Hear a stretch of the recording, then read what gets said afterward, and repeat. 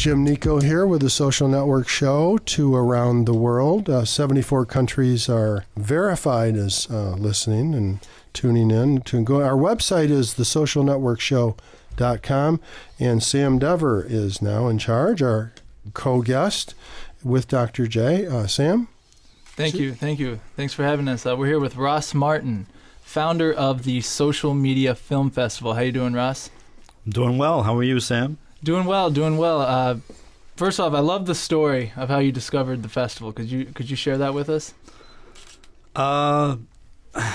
It's roughly a year ago, back in around June 2011. I was attending a social media event. Like, people are starting to celebrate social media just in itself. Having parties and social media day, social media week, and I was also attending film festivals, and so I had a couple of different things going on in my mind. And one day I kind of took social media and film festival, kind of like you would on Sesame Street. If I could borrow, recent current events.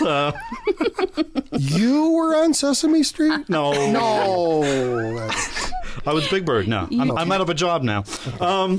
So I took social media and film festival and I slapped them together and thought I should go to the computer and somebody must have this thing. You thought it was for sure going to be taken. Somebody's got this domain. So I just sit in, type it in, and it was available.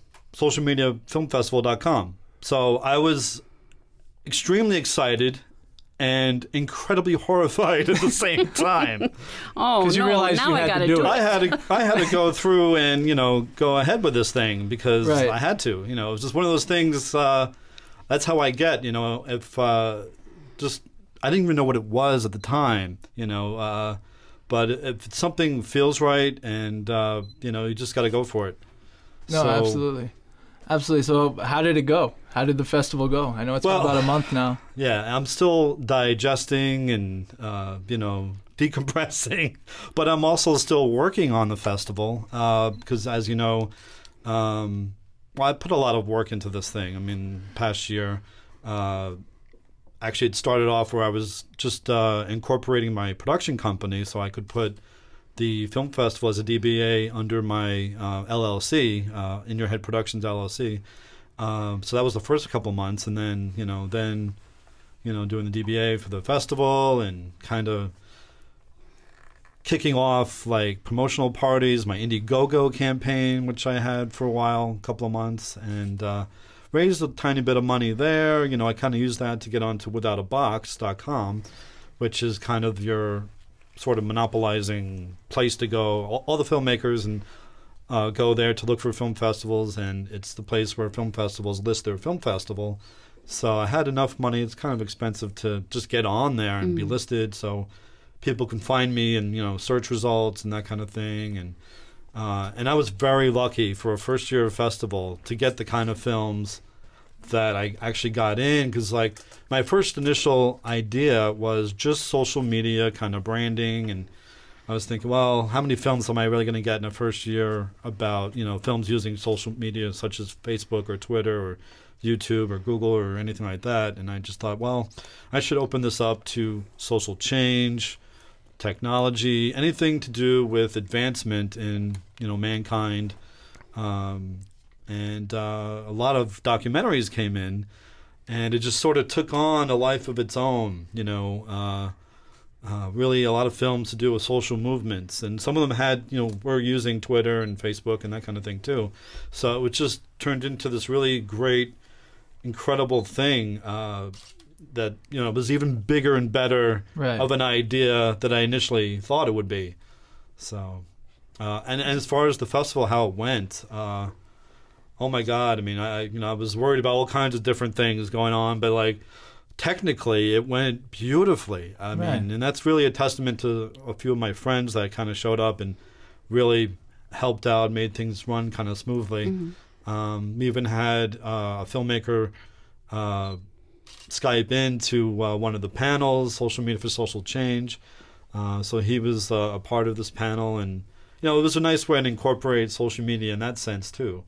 it was very expensive to be at a big casino my first time around. So I didn't have a lot of little extra pennies laying around for advertising and this, that, and the other. So I kind of just went big the first year, pretty much. And it was very successful in my opinion. And one thing I'd like to thank you. I mean, I think what you created was more than a festival. It was almost a movement. Because you've brought, I mean, Dr. J, Jim Nico, myself, we all were brought together, and now here we are on the show a month later after the festival. So to the day. To the day. Today is October 8th. Who's counting to the day? That's excellent, excellent. And you have started a movement. You brought these people together. You're responsible for bringing Sam to us and with us, and you have created something in Vegas which is continuing to move.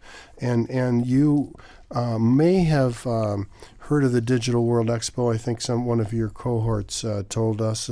One of the things that Sean said and emphasized is he didn't want to go dark after the social media expo, the social media expo, brilliant, the array of talent, brilliant speakers, and very much like you, man. It was the Digital World Expo. Yeah, very good, very excellent. We Sean Rorick, the chairman, came on the show, and the thing he said, and that was so important. Jane, you were there too in this.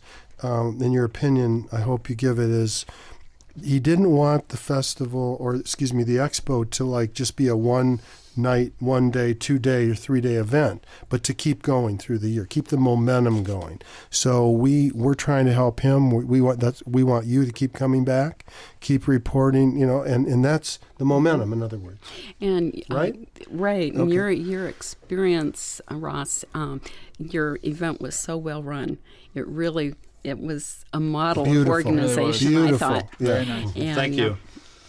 It was beautifully done, wasn't it? And the movies. I mean, Twittermentary haunts me to this. Twittermentary haunts me to this day, where a homeless girl actually was just in a nutshell is genius. Where just one person with a camera and the director, producer, writer, etc. met a girl in New York, and not to give this away because it's genius, and to see it is more than to explain it. But the one good thing that was there is you were able to see where a girl, her only connection to the world, and being completely homeless was Twitter. Mm-hmm. And then when she met this camera crew and this producer, director, genius, etc., they went along with them, and she's no longer homeless.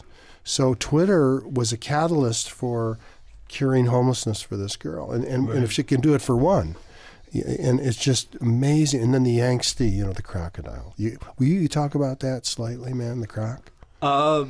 Crocodile and the Yangtze is a film, a documentary by Porter Erisman.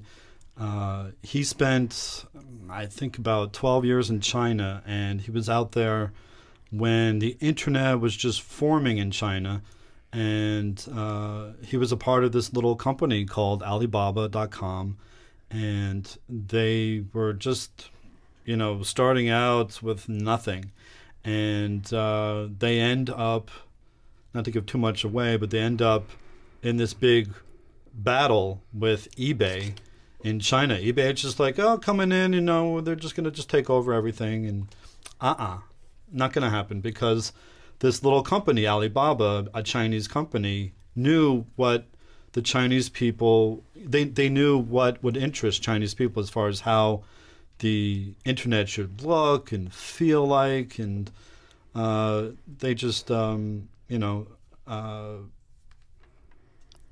up a really good fight. Yeah, and their site was much more social than eBay.